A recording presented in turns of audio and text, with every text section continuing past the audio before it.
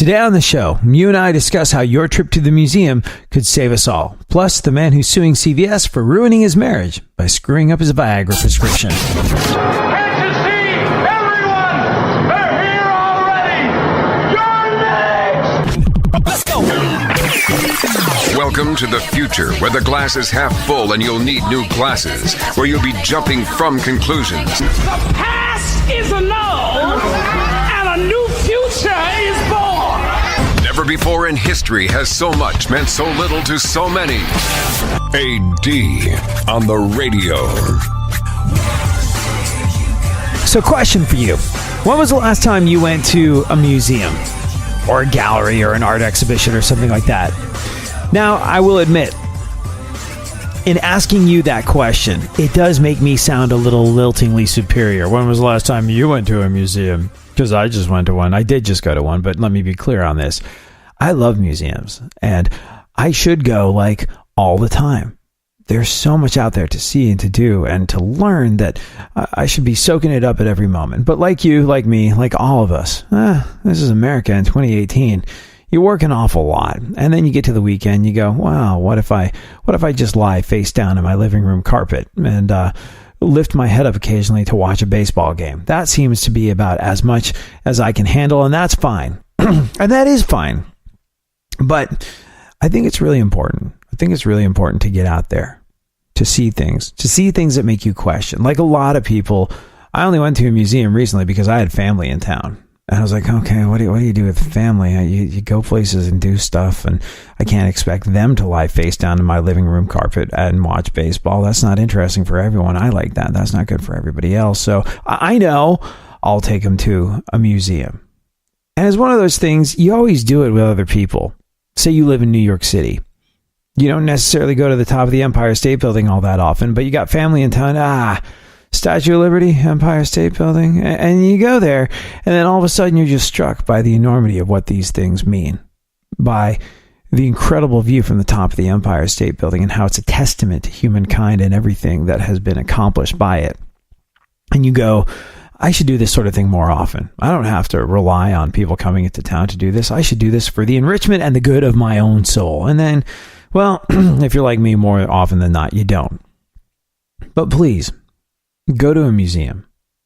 You and I have talked an awful lot on this show, and we will continue to talk an awful lot about travel and getting out of your bubble, getting out of your 5-mile commuter radius.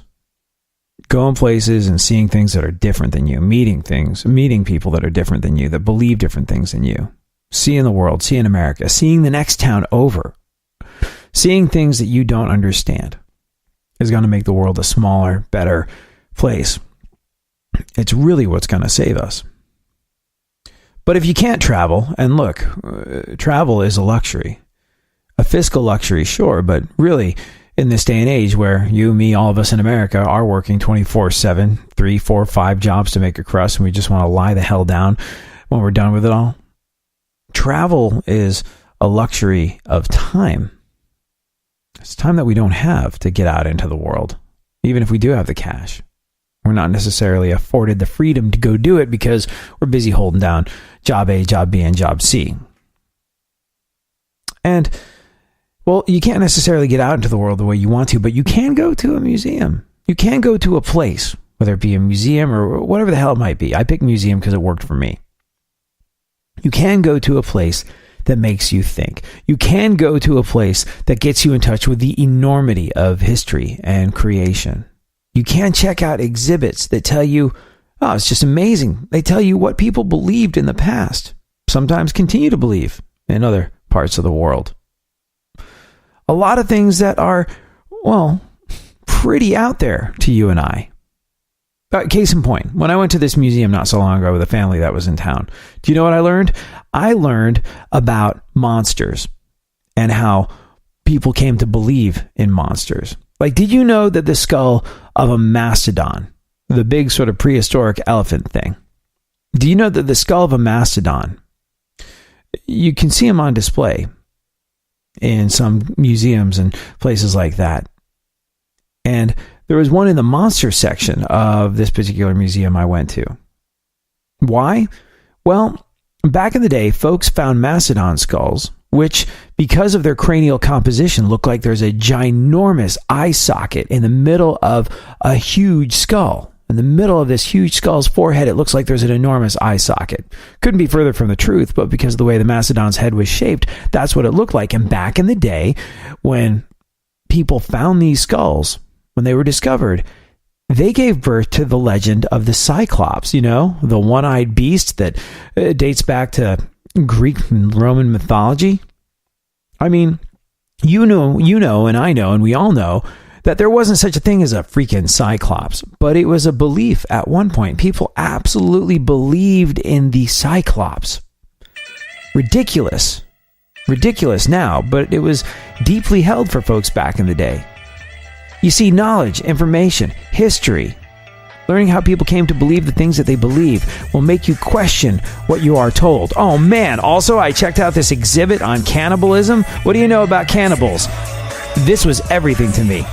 Cannibals and learning about cannibals changed my worldview like you wouldn't believe. How? We'll get into it next. Real radio. 104.1.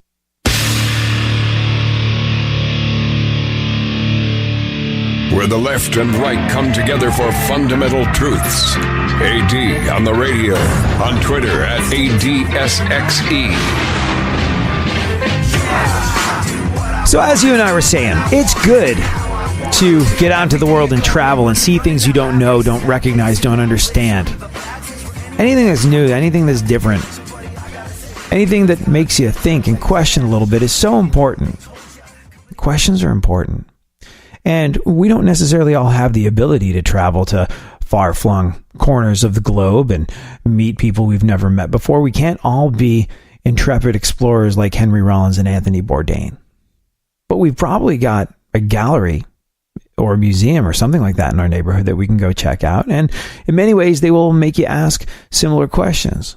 And that's so valuable. I got to tell you, when I went to this museum I was telling you about with family this past week just gone by, I saw a couple different things. I saw this exhibit on monsters. I learned that the skull of a mastodon looks like there's a giant hole in the middle of its forehead, and that led to the belief in the Cyclops and the legend of the Cyclops back in the day. Crazy to us now, but at the time it was a deeply held belief. There is a Cyclops. Look, here's a skull. This thing exists or has existed. And well, knowledge, information, history, it makes you question what you are told. I checked out this exhibit on cannibalism, and that changed everything for me. I'll tell you why. Well, what do you know about cannibals? You see, I didn't know much. I mean, I don't know. I don't remember ever really being taught anything about cannibals in school. I never elected to do extra credit on cannibals. So, there's this sort of old school cliched image of a savage with a bone through its nose that wants nothing more than to eat you and eat you whole right there on the spot, because that's all they do, eat humans all day long. But it's interesting, the historical accounts of cannibals. Apparently Christopher Columbus in many ways sort of helped perpetuate the rather hackneyed, cliched myth of cannibalism that we're all kind of sort of still, well, not raised with, but find ourselves believing. You see, when Spain was expanding overseas,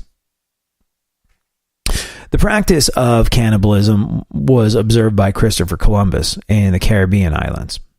And here's the thing. Queen Isabella, the one that sort of like hooked Columbus up with the cash to do all of exploring, said, all right, well, here's the thing. You can't enslave indigenous people. You can't enslave indigenous people. But there is one exception. You can enslave indigenous people if they are guilty of cannibalism. Then that's justifiable because, eating people is a horrible thing, and you can justify enslaving people if they're cannibals. So Chris Columbus was like, I totally need slaves. I've got a lot of stuff that I need doing. I need slaves. I want to have slaves.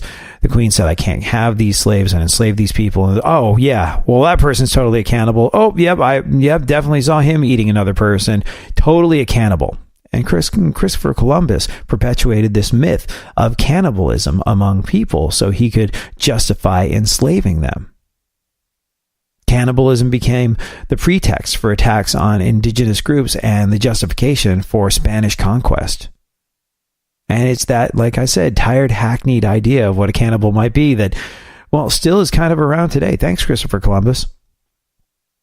Thanks for the interesting take on history that's been altered to fit your needs to enslave people. Wow. Didn't know that walking in.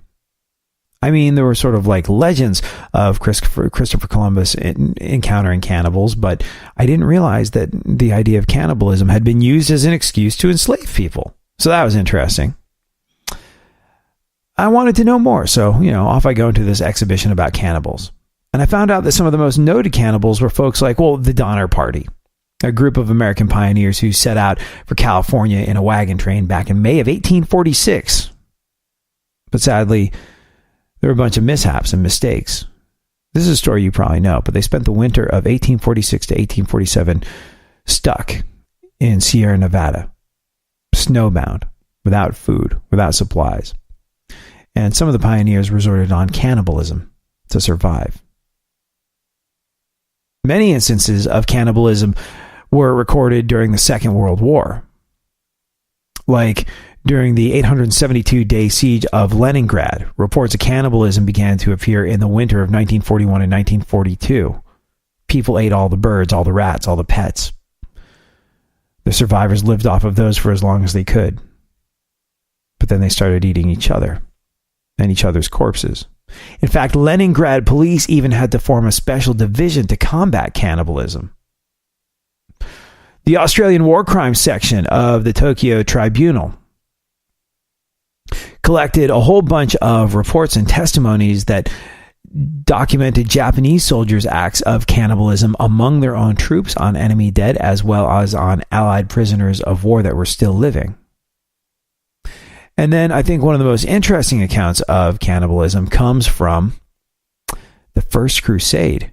Do you know this story? A lot of people don't. The First Crusade, during the cold winter months, when all the food and supplies were starting to run out, well, this led the Christian soldiers to extreme hunger. And according to reports, some crusaders began to cannibalize their enemies, boiling and grilling dead bodies and eating them. In a letter to the Pope, one of the crusaders, Randulph of Caen, wrote, "Our troops boiled pagan adults alive in cooking pots. They impaled Muslims on spits and devoured them grilled."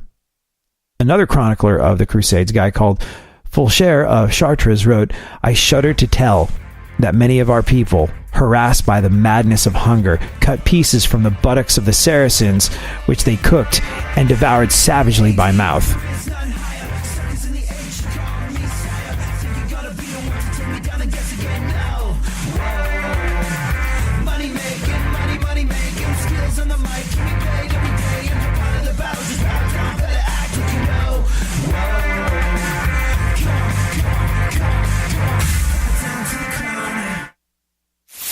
For more stimulation and less irritation, 9 out of 10 doctors choose KPRC AM 950, Houston's more stimulating talk radio.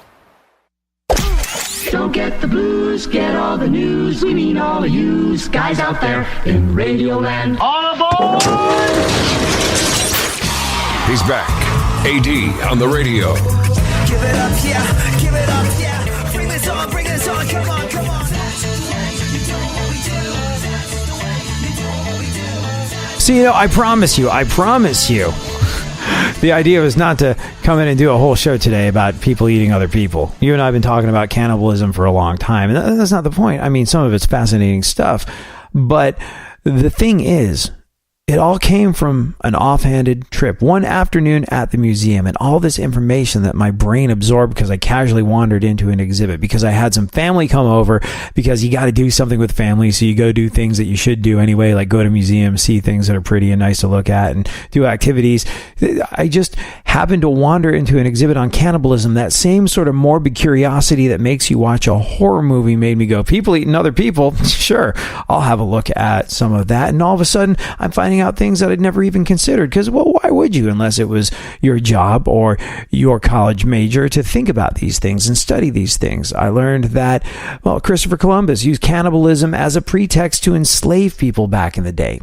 Queen Isabella said, hey, you can't enslave indigenous people when you come across them in these explorations that we're funding. And he went, okay, what if they're cannibals? Well, if they're cannibals, they're terrible, awful human beings. So yeah, you can go ahead and enslave them. That's the caveat. And he went, oh, okay, you're clearly a cannibal. No, I'm not a cannibal. Yeah, you are. I saw you eat that person. No, you didn't. I've never eaten a person in your life. Yeah, you're not my slave. Amazing. Who would have known? Who would have known that the Crusaders in the First Crusade ate their enemies? And all these sort of like different versions of cannibalism that I'd never really thought of or encountered, because why would you? It expanded my mind almost by accident. Just the act of going to a museum and seeing some stuff that I didn't know anything about. Such a valuable thing. And then I learned that, there were some folks who believed in the eating of human flesh as a spiritual process. That more sort of traditional view of this sort of thing. That's more akin to, I don't know, maybe some of the fantasy books and cartoons that you see as a kid.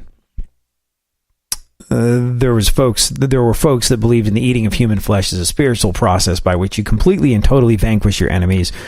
There were some that believed that consuming the flesh of the dead helped them move on to an afterlife. But the point is, almost all of it was different than the idea of cannibals you and I have been exposed to throughout the years. The point, like I said, that I'm trying to make, what I'm getting at, is not to do a whole show on cannibalism, but the fact that a quick day trip to a museum, something that you, me, all of us can do whenever we want to, just expanded my mind and made me question. It posed interesting questions. It made me think about things that I'd come to believe, things that I just sort of imagined, things that you'd assumed. You believe these things, you assume these things, and you don't necessarily know how these beliefs get into your head, but they're just kind of there. And unless you see something that makes you go, wait a second, is that right? Do I need to re-examine this? That belief just sits there in the back of your brain, not really doing anything, other than perhaps, as was the case with me in cannibalism, being kind of wrong. The real point of this is knowledge and information leads to you questioning. Leads to you questioning what you've been told to believe, taught to believe by parents, teachers, authority figures, all the above. Questioning things that you've been made to believe. And your questions of the things that you encounter every single day are so unbelievably important. You see, no matter what side of the fence you come down on politically, your questions are the enemy of people who would control you. Questions are the enemy of things like mindless tradition. Questions are the enemy of things like religion and politics. Two things that can be unbelievably valuable in this world. Politics can give a voice to the voiceless, can be of power to people. Religion can be used, spirituality can be used to enforce so many good things. But questions can be the enemy of religion and politics when they're used in a negative and controlling way, when they're used as the opiates of the masses, when they're used to dumb us down, to control us. Your questions are the enemy of the people that want you to blindly obey. Your questions are the enemy of people that want you to blindly vote, to blindly dig deep when the campaign collection checkbook comes in. Your questions are the enemy of the people that want you to blindly obey. Your questions are the enemy of people that want you to blindly vote, to blindly dig deep when the collection plate comes around, to blindly make campaign finance contributions. Your questions are the enemy of the people that want you to blindly help buy a Learjet so the word of God can be spread in style. Yeah, we'll probably do a segment on that guy a little later on in the week. But you getting out to the world and meeting people, it's tough. That luxury of travel we were talking about, that luxury of going places, going to far-flung corners of the globe, meeting people that you haven't met before, having conversations about their life over exotic foods. These aren't easy things to do, but all of us can go to a museum. It's down the street. It's easy. A lot of them are freaking free. You don't even have to learn something. You just have to let it bring up a question in you. We have to get more in the habit of questioning what we're told. That will set us free. Land of the free, home of the brave, the American dream. All men are equal, justice is blind, the press is free, your vote counts. Business is honest, the good guys win. The police are on your side. God is watching you. Your standard of living will never decline. And everything is going to be just fine. the official national bull story. I call it the American okey doke. Every one of those items is provably untrue at one level or another, but we believe them because they're pounded into our heads from the time we're children. That's what they do with that kind of stuff. They put it in the heads of kids. They pound it in there because they know kids are too young to be able to mount a sophisticated argument against these kind of ideas. And so kids, and up to a certain age, by the way, kids are going to believe everything a grown-up tells them, everything. So kids never learn to question things. Nobody questions things in this country anymore. Nobody questions things. Why? People are too fat and happy. People are way too prosperous for their own good. Everyone's got a cell phone that'll make pancakes and rub their balls now, you know? So nobody wants to rock the boat. And people just gizmo. Americans have been bought off and silenced by gizmos and toys. And as a result, no one's ever learned to question things. No one questions things in this country anymore. No one questions things. Now, okay. So you see what we're getting at here. The great George Carlin put it better than pretty much anyone could. Questions are very important, and we don't ask enough of them. And anything that makes us go, why? Or, I didn't know, I want to know more. Anything that makes us do those things is intrinsically valuable. And like we were talking about, it's so great to get out into the world and meet people. But we don't have the luxury of time. We don't have the luxury of travel. We don't have the luxury of the cash on hand to do these things a lot of the time. But that museum, it's right down the street. You can go, I can go, we can go anytime we want. I should go more. It should be something that I do even when I don't have relatives in town that I'm obligated to entertain. And I will do it more. And we all should. And you know what? If we don't question things now, then I don't know what the hell is wrong with us. We're working a little too hard. We're so focused on surviving that we're not picking our heads up long enough to go, what the hell is going on? Because I'm telling you, and you and I have discussed this in the past, but it bears repeating, we are living in a time that people in history classes of the future will write essays about going, wow, that was different. That was a turning point. That was an interesting couple of years. Things happened that never had happened before and might never happen since, like heavily tattooed former basketball stars cried talking about how they got death threats for appearing at summits in North Korea. Did you catch this? Dennis Rodman got all emotional talking about the summit with North Korea and how he used to get death threats after his visits to North Korea. He did an interview with CNN from Singapore wearing sunglasses and a Make America Great Again hat, and this is how it went. It's amazing. It's amazing when I said those things. When I said those damn things, when I went back home, I got so many death threats. I got so many death threats. I was sitting there protecting everything. And I believed in North Korea. And when I went home, I couldn't even go home. I had to hide out for 30 days. I couldn't even go home. But I kept my head up high, brother. I knew things were going to change. I knew it. I was the only one. I never had no one to hear me. I didn't know one had to see me. But I took those bullets. I took all that. I took everything. Everyone came at me, and I'm still standing. And today is a great day for everybody. Singapore, Tokyo, China, everything. It's a great day. I don't know about that whole hiding out thing. I ran into him at a festival. We watched Tom Petty standing next to each other. He's a very difficult person to miss. He's tall and wildly obvious. But like I said, we are living through an absolutely historic time. So let's talk about this just a little bit for a moment, Tito, shall we? Let's talk about some highlights from Trump's meeting with North Korea and Kim Jong-un. Did they come to an understanding? Well, they did sign a comprehensive document. President Trump and Kim Jong-un signed a document at the end of their summit. They did not say what was in it, but Kim said the world would see a major change, and Trump said the process of denuking would begin very quickly. Pretty comprehensive document, and we've had a really great term together, a great relationship. I'll be giving a news conference at 2:30. Which is in a little bit less than 2 hours, and we'll discuss this at great length. In the meantime, I believe that they'll be handing it out on behalf of Chairman Kim and myself. and we're both very honored to sign the document. Thank you. Would you like to say something to the press? 우리는 오늘 역사적인 이 만남에서 지난 과거를 덮고 새로운 출발을 알리는 그 역사적인 문건에 서명을 하게 됩니다.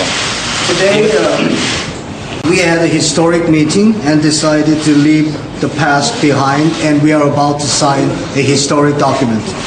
세상은 아마 중대한 변화를 보게 될 것입니다. The world will see a major change. 오늘과 같은 이런 자리를 위해서 노력해 주신 트럼프 대통령께 사의를 표합니다. I would like to express my gratitude to President Trump to make this meeting happen. 감사합니다. Thank you. Mr. President, did he agree to denuclearize Turkey? We're starting that process very quickly. Very, very quickly. You'll be seeing everything in just a little while. The letter that we're signing is very comprehensive, and I think both sides are going to be very impressed with the result. So there were a lot of people that said Donald Trump was basically capitulating to a terrorist by taking this meeting. I don't know. Look, you've listened to the show long enough, I'm assuming, to know that I'm not necessarily a Donald Trump fan. I want Trump to do well, because when Trump does well, America does well. And, well, I don't want us to go hurtling down in a fiery ball of anything we could go down in a hurtling fiery ball of. I mean, there's plenty of potential out there. I don't want an errant tweet to send us all to bloody blazes. I would like it if Donald Trump, in whatever way he manages to do it, does well for you, for me, for all of us. Not a fan of the guy, not a fan of the way he goes through life, not a fan of his inability to, I would say, be a gentleman in a manner that is befitting of the office. And I'm not a fan of the message that sends to people that are into him, and the way that dictates the way folks around the world are taking it upon themselves to act. However, I can never think of a good reason why two people shouldn't talk. I can never think of a good reason why an attempt at better understanding of one another, even if it's your sworn enemy, and they represent the diametric opposite of everything that you hold dear, understanding that other person is going to make you stronger. I think I'm always on the side of knowledge and information and knowing more than you knew yesterday. I think that's how we win in any situation, any challenging situation. So people are saying it's the absolute horrible move for Donald Trump to talk to North Korea in this way. He's capitulating to a terrorist. He's just basically letting them buy time to build their arsenal and send the world to hell. But like I said, I'm all in favor of talking. So we'll see. We'll see how the hell it went. But there's some interesting takeaways. There's some interesting highlights from Trump's meeting with North Korea's Kim Jong-un, which we'll get into next. Case in point, it started with them walking out and shaking hands. What kind of handshake was it? The entire world was watching, and a lot has been made of this. You and I will discuss it next. Sometimes you just know you're done. You're longing for that shining sun. You walk these streets most every day. You're waiting to get washed away.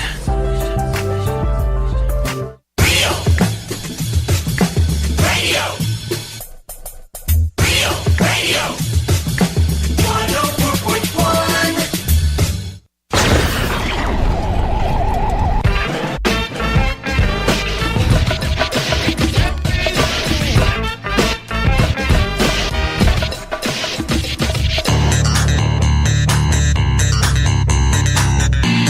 Now, more AD on the radio. Back once again, the ill behavior, delivering and giving you my musical savior. Back once again, it's your boy AD, and can't nobody rock a body better than me. Back once again, the ill behavior, delivering and giving you a musical savior. Back once again, it's your boy AD, and can't nobody rock a body better than me. So President Trump, of course, met with North Korean leader Kim Jong-un at a summit in Singapore yesterday to talk about them giving up their nukes. Whether you happen to be a Trump fan or not, it's historic. We are living through an historic time. There will be essays written in history classes about this time that we are living in the future. There is no doubt of that. It's the first time a sitting U.S. president has ever met with a leader of North Korea ever. And here's some stuff to know. It started with them walking out and shaking hands, and the world watched the first point of contact. Did you see this? It was a handshake that was firm. But Trump didn't do what Trump has done in the past. He did not yank like he sometimes does. Kim Jong spoke English and said, "Nice to meet you, Mr. President." They talked a little and posed for photos. They also went inside and sat down for more photos after that. They shook hands again, and Trump said it was an honor to be meeting with him. After the photo ops, they had a one-on-one meeting with just their translators present, and it lasted around 40 minutes, a better part of an hour. Trump described it as a very good meeting and said that they had, quote, a great relationship. They brought their advisors in after that and kept talking. Chief of Staff John Kelly, Secretary of State Pompeo, and Security Advisor John Bolton were all there. After that, they had some lunch. Now, if you're like me, you're going, okay, during this historic meeting between Donald Trump, President of these United States of America, and a leader of North Korea, the first ever meeting of its kind in the history of the civilized world, they had some lunch. What was on the menu? Well, apparently prawns, a beef short rib confit, fried rice, and Haagen-Dazs ice cream for dessert. Haagen-Dazs. There you go. And one of the more truly bizarre aspects of the whole situation was that Dennis Rodman was there. Yeah. Dennis Rodman flew to Singapore to offer his support. And he's sort of like, I mean, okay, look, it's really, really out there. And Dennis Rodman is an out there individual. I actually met him last summer. He was just at a show. I was like, oh, is that... Well, I mean, of course it is, because, you know, how many people look like Dennis Rodman? How many people are that tall, that tattooed, that nose ringed, that obviously Dennis Rodman? Of course it was him. And, yeah. Stood around him for a little bit, said a few words. Interesting individual. But could you just for a second imagine, he is the common thread that runs between the leader of North Korea and the leader of America. In whatever bizarre eventuality we have landed in 2018, what if Dennis Rodman was actually the glue? What if Rodman, who has a relationship with Trump and has a relationship with Kim Jong, was saying to each one of them, they're all right. They just want to work things out. Like I said, I'm a big fan of people talking. I don't think anything bad can ever come from people talking. At the very least, you're going to get a better understanding of your enemy in a situation, and that's always a valuable thing. But maybe you foster some understanding that brings people closer together. Now, look, there are hideously awful, terrible things that Kim Jong is responsible for. Like, the guy is a straight-up Bond villain. He is. But he's also a reality of the year 2018, and he must, in some way, shape, or form, be dealt with. And, well, maybe this is dealing with him, and maybe Dennis Rodman was the lubricant for all of that. It's insane, but look at the year we're having so far. Dennis Rodman flew to Singapore to offer his support. Like I said, he's visited with Kim Jong-un in North Korea a bunch of times, and he knows Trump from Celebrity Apprentice. So as weird as it is, the worm is involved in the whole thing. It's not clear if he talked to either of them in Singapore, but like we listened to earlier, he did an interview with Chris Cuomo on CNN while wearing that Make America Great Again hat and a Potcoin t-shirt.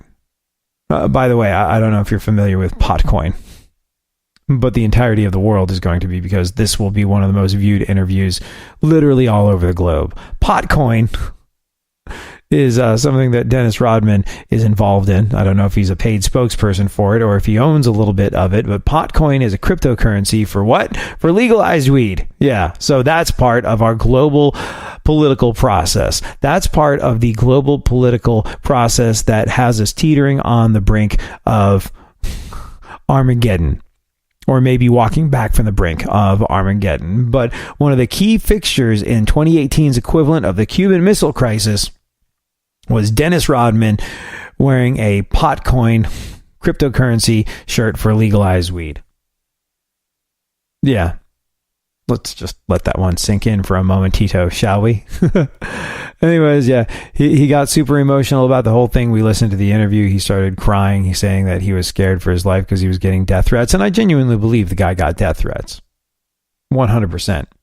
But like I said, I ran into him at a festival about a year ago, and he didn't seem to be hiding, and this would have been right around the time of the death threats. Anyways, before any of this, Trump got on Twitter and went after his critics for saying that the meeting was a bad idea. He used the phrase haters and losers, again, part of our international global political process in the year 2018, part of, like I said, the closest equivalent that we've had to the Cuban Missile Crisis since the Cuban Missile Crisis. He got on Twitter and used the phrase haters and losers and basically said it's going great, and they've run out of things to criticize him for. Also, 25 minutes before the summit, Trump tweeted that his economic advisor, Larry Kudlow, was hospitalized in D.C. after suffering a heart attack. It looks like he's going to be okay. His wife told the Washington Post that he was, quote, doing fine. And finally, our last takeaway so far. And by the way, I don't know what time you listen to this show, but so much could have happened between the time that we're doing it and the time that it actually airs. So if I'm missing anything, forgive me. But it could be years before we know if the meeting with Kim Jong-un accomplished anything major. Some people are comparing it to when Nixon opened up relations with China and saying that Trump could win the Nobel Peace Prize for it. Others say it just gave Kim Jong-un what he wants, which is to be legitimized and elevated as a world leader. And he got the meeting by threatening us with nukes. So that might be dangerous. Might be a dangerous precedent to set for other countries moving forward. Literally only time will tell. But are you not entertained?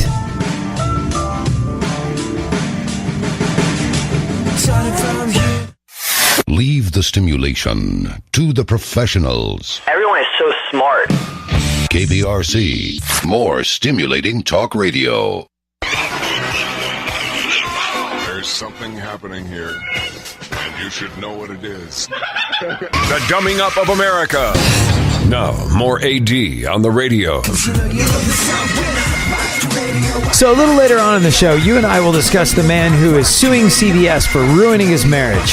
How did they ruin his marriage? Apparently they screwed up his Viagra prescription. Yes.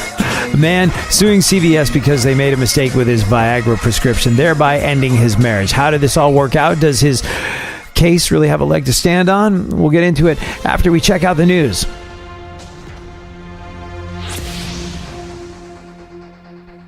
So a Florida man's pet monkey, yes, pet monkey, attacked a Home Depot employee.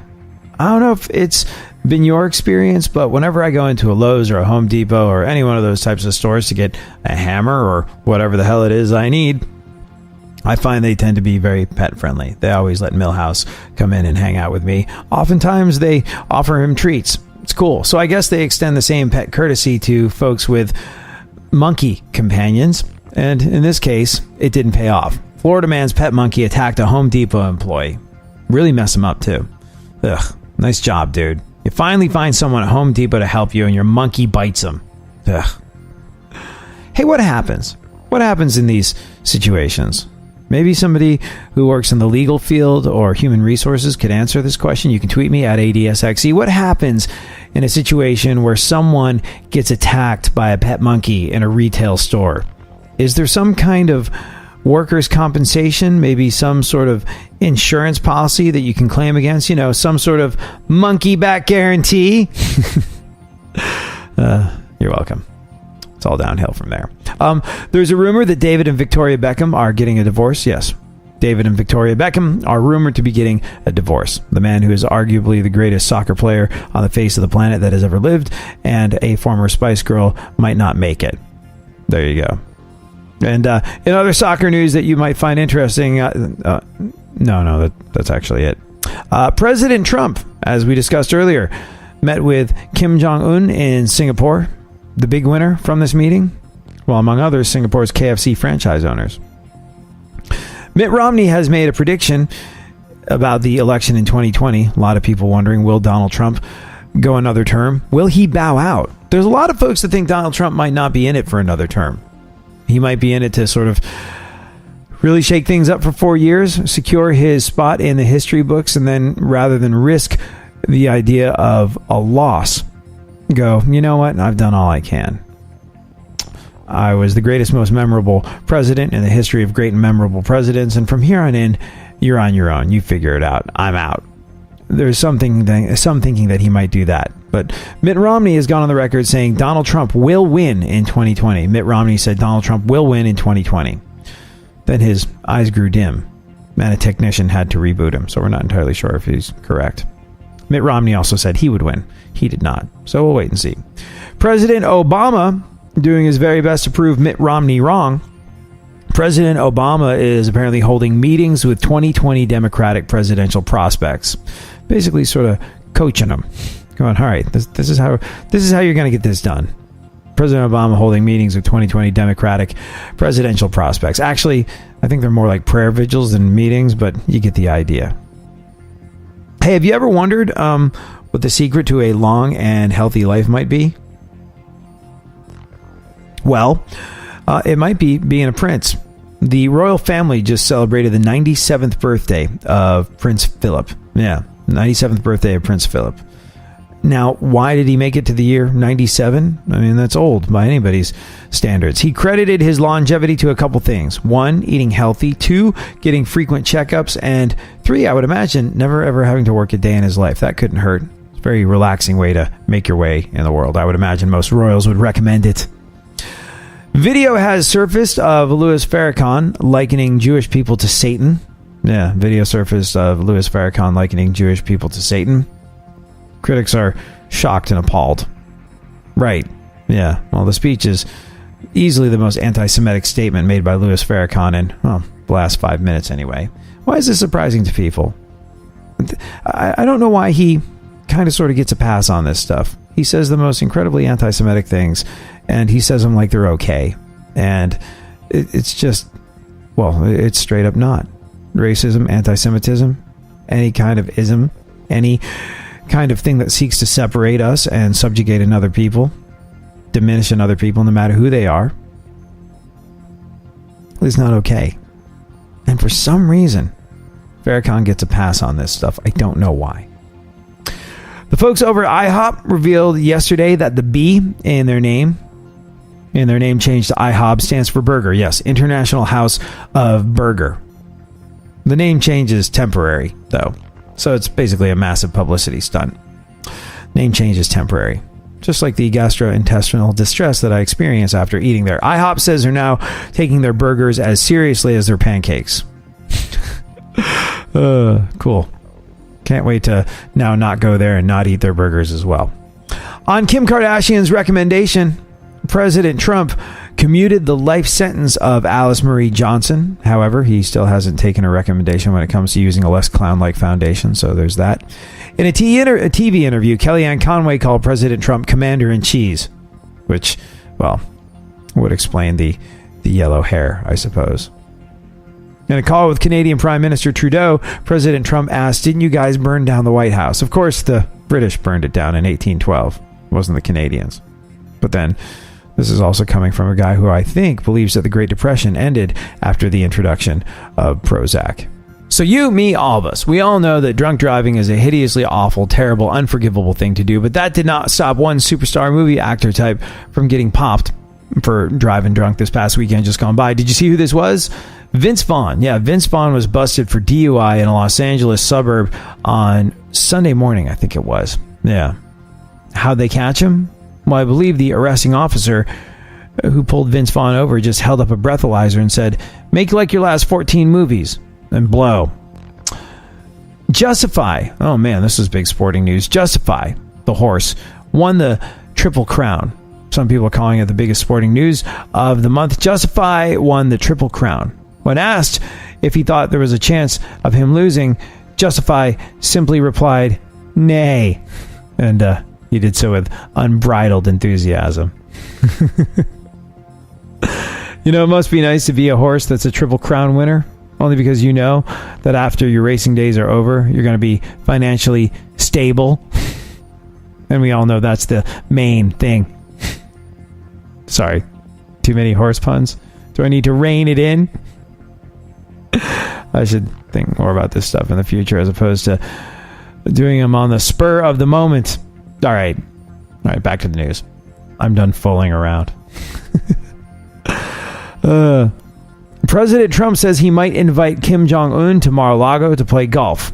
And Kim Jong-un might invite Trump to North Korea for famine. So there's that. Rudy Giuliani said that he doesn't respect Stormy Daniels because she's a porn star.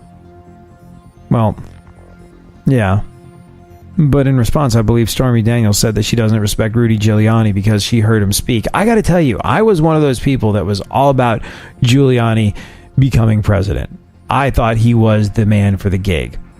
I lived in New York City during 9/11, and I know the rest of the world got tired of him going, I was president, I was mayor of New York City during 9/11, and that sort of seemed to be his presidential rallying cry. But if you lived in New York City during the time that happened, and you saw how he handled it, and you'd been around to watch him gentrify the city, you'd been around to watch him crack down on the mob, you'd been around to watch him be tough on crime and clean up New York City and take it from being a place where you could very easily lose your life on a regular basis to a place with some of the lowest per capita crime rates in the nation. Well then, you had a very different picture of Rudy Giuliani. And, well, he was a guy who we just kind of... we had a lot of time for because he'd done some very real things to affect our lives in very positive ways, in very tangible ways. You could see it when you walked out of your front door, that the streets were different in New York City. And then the way he handled 9/11 was absolutely magnificent. So I was one of those people that was all about Rudy Giuliani having a fair crack of the whip when it came to being president of these United States of America. And now I don't know what's happened. I don't know what happens with some of these guys when they get a little bit older. I don't know what happens with some of them. Like, a perfect example, Robert De Niro. Robert De Niro from out of nowhere. Now, he might have a real problem with Trump, but getting on stage and screaming and yelling about it the way he does seems very odd. But you notice a lot of guys seem to get older. Like, the closer they get to studying for the final, the more out there they become. I don't know if you get insecure as you become older and you're looking for that last bit of significance, but Rudy Giuliani has gone from being this guy who I looked at with tremendous respect and thought of him as being a man that was tough and smart and a man of great weight and significance that had positively impacted all of our lives in New York for the better in so many incredible, tangible ways, that it's really odd to now think of him as Uncle Leo from Seinfeld. It's a weird one. But I guess with age come certain insecurities. Case in point, this might be the first time that Viagra has actually hurt a marriage. There's a guy in Long Island, and his name's Michael Feinberg. And talk about insecurities. He started taking Viagra. That doesn't make him insecure. That makes him self-aware, I suppose. But he did it without telling his wife. And to make sure that she didn't find out, he didn't tell his wife, and he wanted to make sure that she never found out that he was corking his bat, so to speak. He didn't use their insurance. And, man, how much was this worth to him to protect his pride from his wife with regard to how much snap was in the old pickle? He was paying $60 a pill at CVS, more than $60 a pill. Because he wanted to keep his Viagra secret from his wife, he was paying over $60 a pill at CVS. Now, I've not reached the stage in my life where I need Viagra. I haven't really reached the stage where I get to see and or touch a boob on a regular basis. Hopefully, these things will change one of these days. But, man, I have no idea how much they would usually cost, but you're supposed to be able to share your life with someone. For better, for worse, for richer, for poorer, for flaccid or not flaccid, I suppose, is part of the implications of the wedding vows. Well, this person should be with you. They should, stand firm.